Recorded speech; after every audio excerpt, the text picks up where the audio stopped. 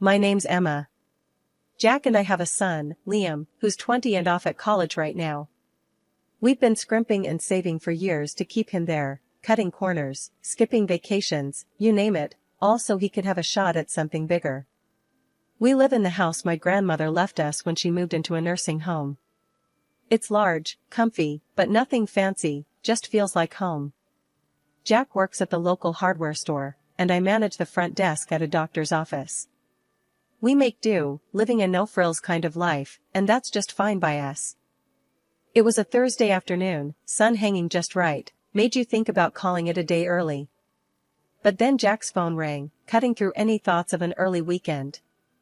I was chopping carrots, mind half on dinner, half on a list of bills that needed paying, when I heard him answer. Hello? Mom? Slow down, what's wrong?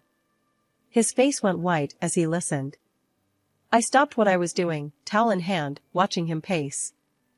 He ended the call, looking shaken. That was my dad, he said, sinking into the couch like his strings had been cut. Their business tanked. Bankrupt. They've lost everything, even the house. My heart sank. Oh, Jack, that's terrible. What are they planning to do? They want to come stay with us. Just for a bit, they said, till they sort something out. I hesitated, thinking about our already tight budget, the quiet order of our life that was about to be upended. And what did you tell them? He rubbed his neck, a sure sign he was stressed. Told them I'd talk to you first. It's your house, Emma. Wouldn't just spring that on you without checking.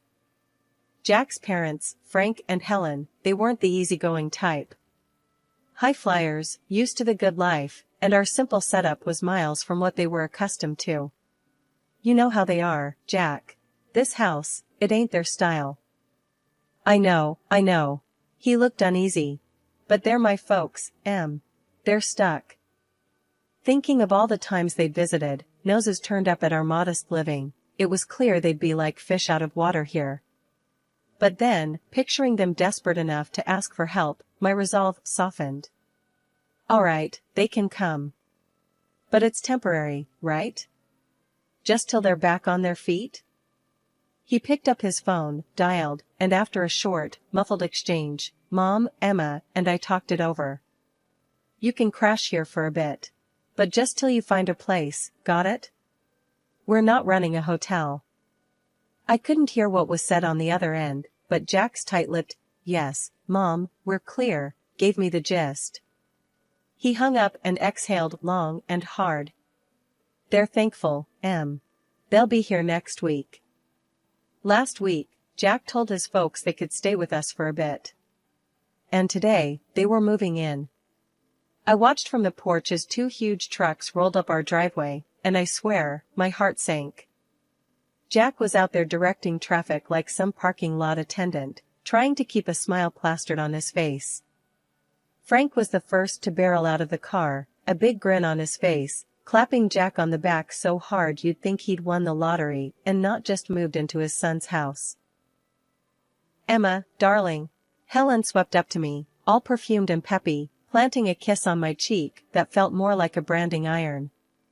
You're an angel, for letting us invade like this. I forced a smile, my eyes darting to the mountain of stuff they were unloading. It's no problem, Helen. But, is this all of it? Oh, this is just the essentials. She waved a dismissive hand, as if the pile of furniture and boxes wasn't already swallowing our front yard. The rest we've put in storage. Essentials? I bit my tongue to keep from saying anything rash. If these were essentials, I dreaded to think what they'd left behind. Jack caught my eye, and I could tell he was thinking the same thing.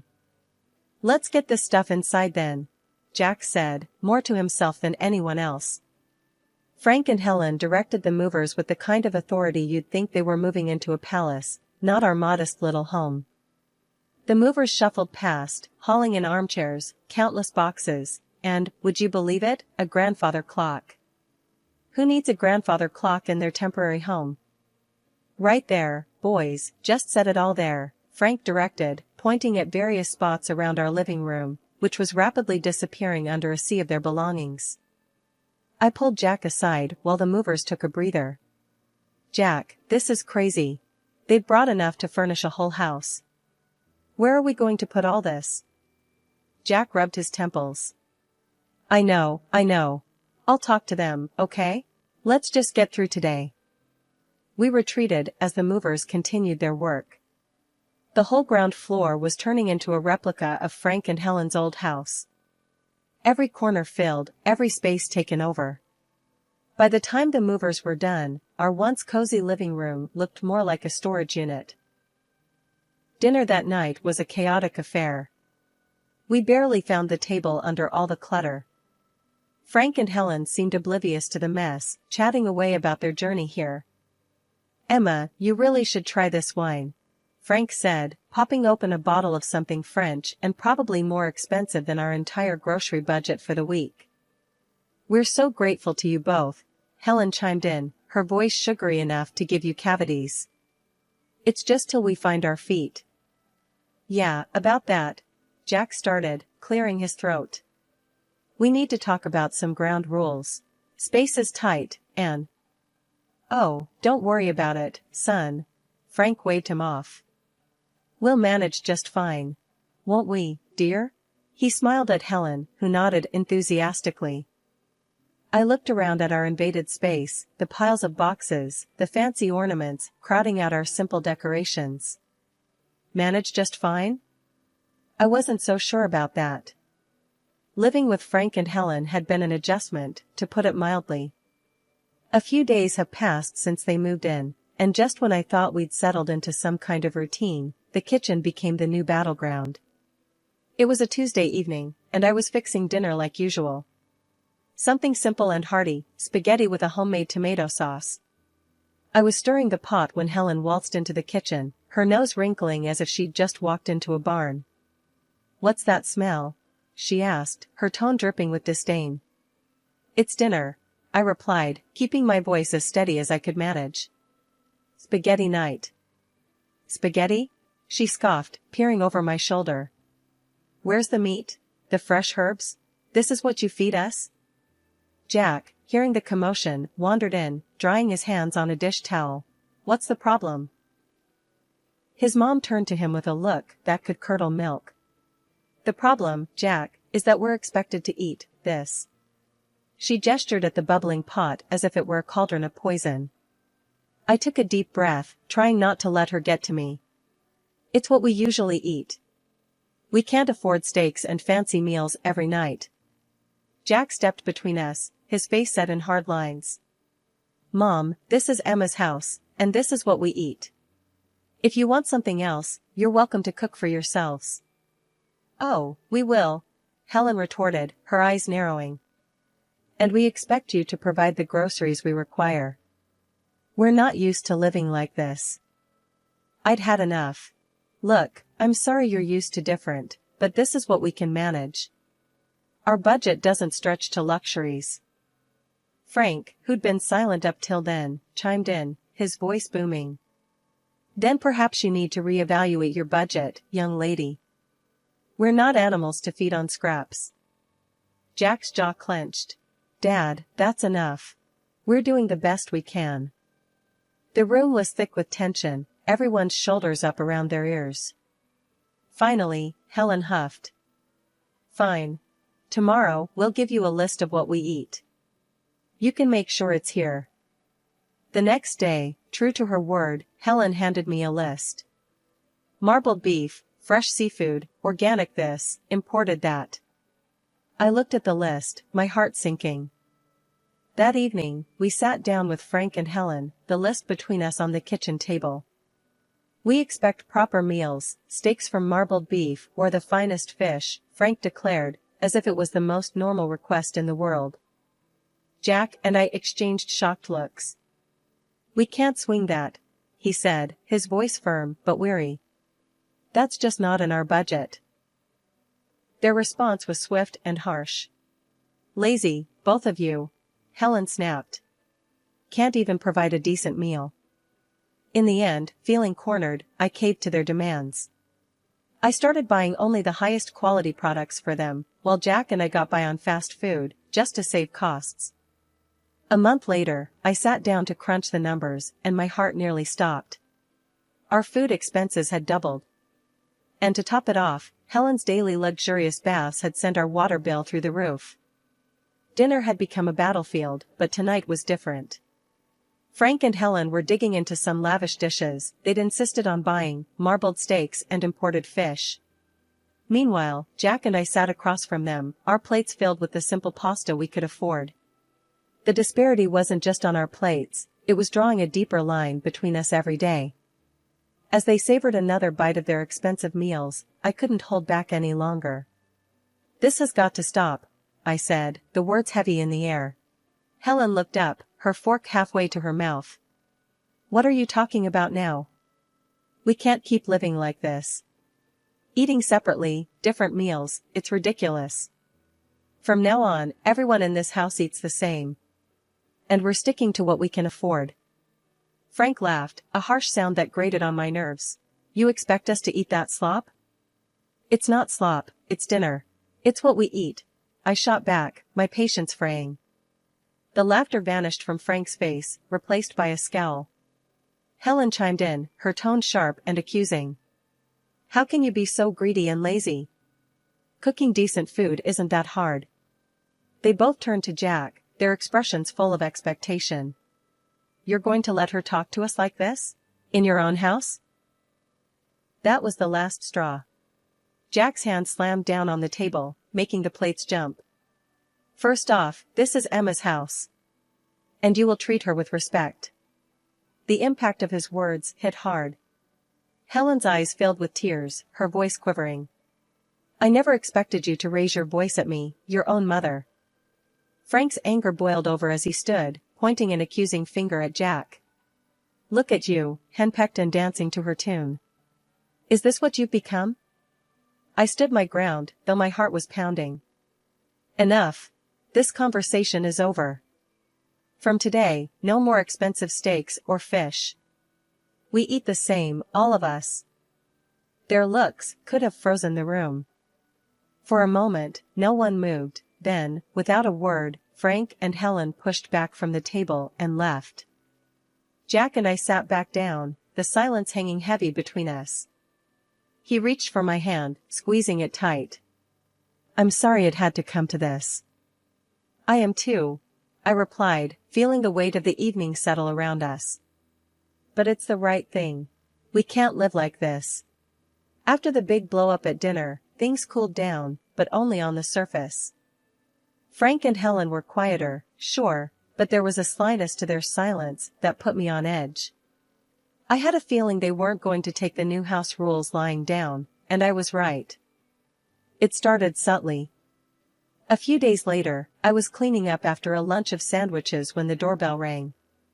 I wiped my hands on a towel and headed to the front door, expecting maybe a package or a neighbor. But when I opened it, there stood a delivery guy holding a large, aromatic bag from some high-end restaurant in town. "Delivery for Emma," he said, glancing at his clipboard. I was puzzled. There must be some mistake. I didn't order this. Just then, Helen appeared behind me, her smile a bit too wide. "Oh, I took the liberty of ordering for us. I thought we deserved a nice meal after all the recent discomfort." I frowned, taking the bag hesitantly. "Helen, we talked about this. We're cutting back on expenses." She shrugged, her eyes avoiding mine. "I thought it was on your tab, dear. My mistake." Jack walked in from the kitchen, overhearing us. "What's going on?" "Your mother decided we deserved an expensive lunch," I said, the weight of the bag in my hands suddenly feeling heavier. Jack's expression hardened. "Mom, we agreed, no more of this." Frank stepped into the hallway, his voice booming. "What's a little lunch going to hurt? You can't expect us to live like monks forever." I set the bag down on the entryway table, feeling the frustration bubble up. "It's not just lunch. It's every meal, every extra expense we can't afford. We told you, we're sticking to a budget." Helen's face turned cold. "Well, if you're going to make such a fuss over a simple meal, I suppose we won't bother next time." Jack pinched the bridge of his nose. It's not just about the meal, it's about respecting the rules of the house. You can't keep going behind our backs. The conversation went in circles for a few more minutes until Frank and Helen retreated to their room, leaving the uneaten, expensive lunch on the table. Jack and I looked at each other, the unspoken agreement hanging between us that this couldn't go on. I'll call the restaurant, explain the situation, and cancel any future orders made without our consent, I said, picking up the phone. Jack nodded, his jaw set. I'll talk to them again. This sneaky stuff has to stop. The peace was short-lived after the incident with the unauthorized lunch. Helen and Frank seemed to simmer just below the surface, and you could cut the tension in the house with a knife. I was washing dishes one evening when the calm shattered once again. Jack had just come in from the yard, looking weary. I was about to ask him about his day when the loud crash from the living room had us both running. We found Frank standing over a broken vase, one of the few decorations I really cared about. What happened here? Jack asked, trying to keep his voice level. It slipped, Frank said, barely looking regretful. Accidents happen. But his tone was all wrong. It wasn't apologetic, it was defiant. Jack bent down to pick up the pieces, and I couldn't help but say, "This vase was from my grandmother. It's been here longer than I have." Helen scoffed from the doorway. "It's just a vase. You can get another." "That's not the point, Helen," I snapped, feeling my frustration rise. "The point is respect, something that's clearly lacking here." "You want to talk about respect?" Frank shot back, his voice raising. "What about respecting us? Treating us like second-class citizens in this house?" Jack stood up, facing his father. "You're living here by our goodwill, Dad. Remember that." "It doesn't feel like goodwill," Helen chimed in, her words sharp. "It feels like we're unwelcome."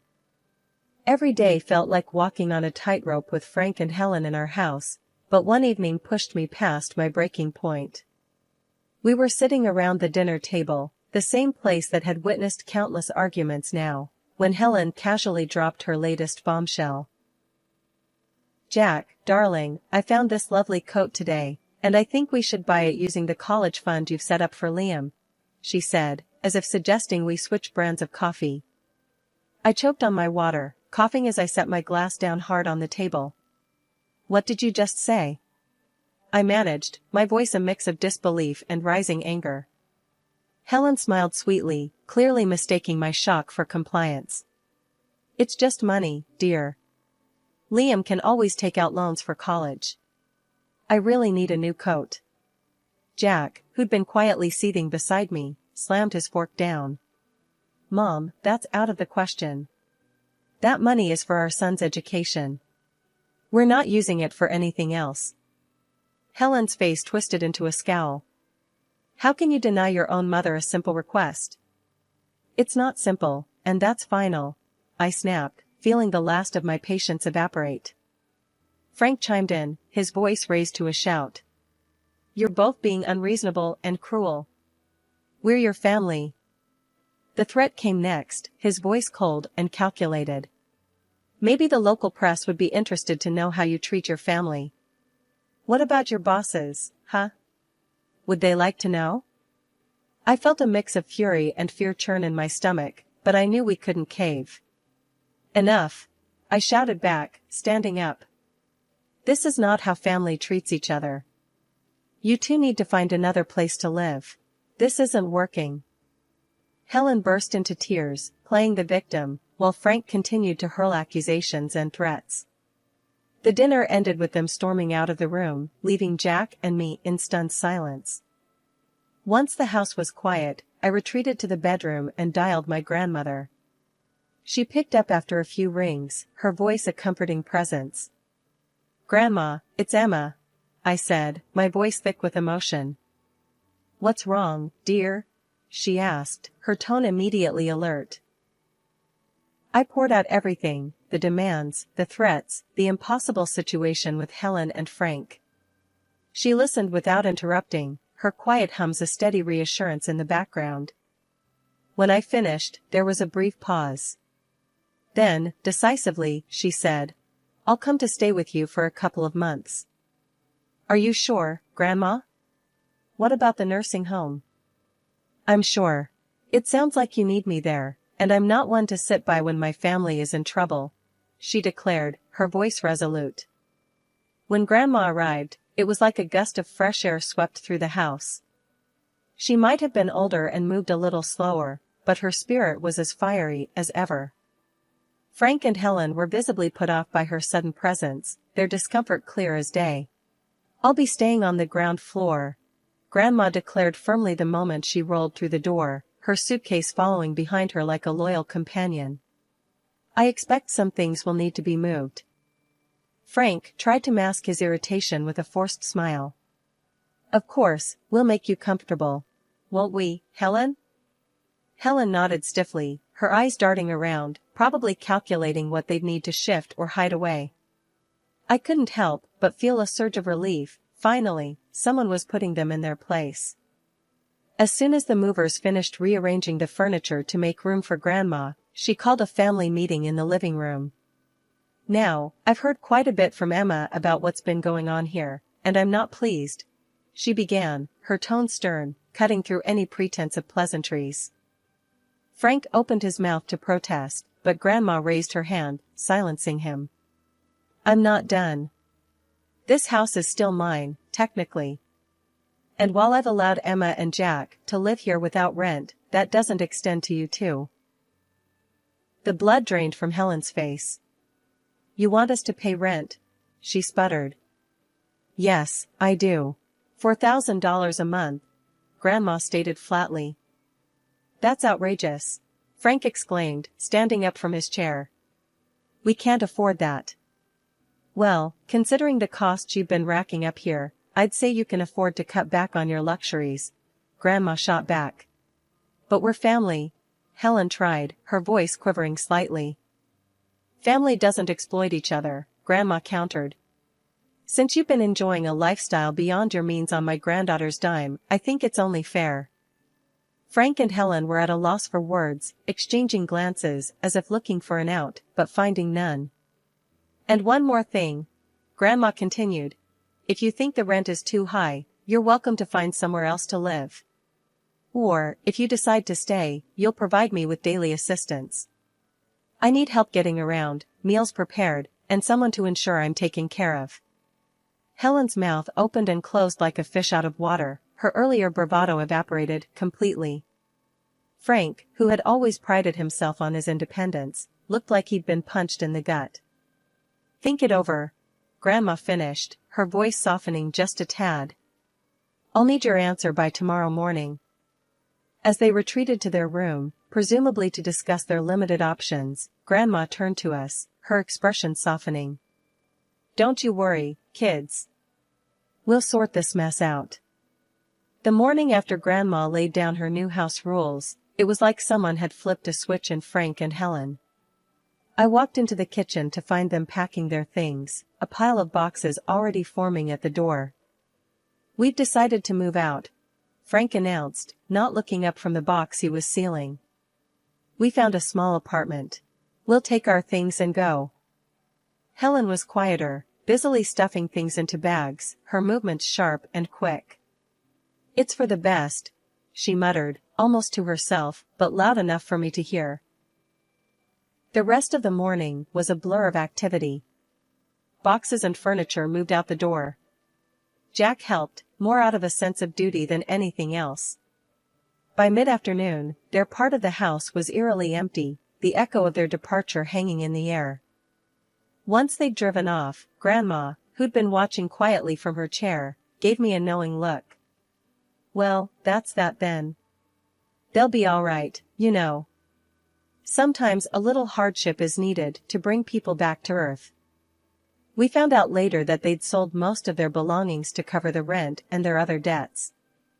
The luxurious life they were used to was trimmed down to essentials, much like their new apartment. Grandma stayed with us for 2 more weeks, a comforting presence in the house.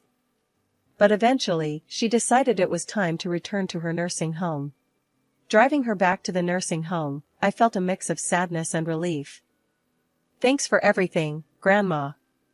We couldn't have managed without you." She waved off my thanks with a chuckle. "Oh, nonsense. You're stronger than you think.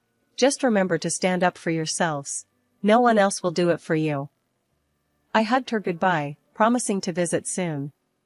When I got home, the house seemed bigger, quieter. That night, we sat on our porch, the evening air cool and pleasant.